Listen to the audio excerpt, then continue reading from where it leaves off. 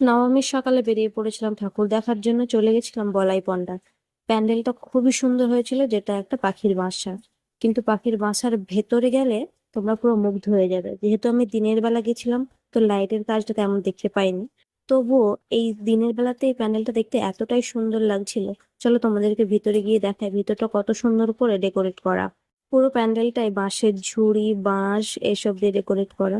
ওপরটা দেখো কত বাঁশের তৈরি চালা, মাদুর এসব দিয়ে ডেকোরেশন করা। বাঁশগুলোকে কি সুন্দর করে কারুকার্য করে কেটে সুন্দর করে সাজানো। তো চলে গেছিলাম ভেতরে ঠাকুর দেখতে। ঠাকুরটা অসাধারণ ভাবে সাজানো ছিল। তো গিয়ে প্রথমে ঠাকুরকে প্রণাম করে নিলাম। আর উপরটা দেখো, দিনের বেলায় দেখতে কতটা সুন্দর লাগছে, পুরোটাই বাঁশ দিয়ে তৈরি।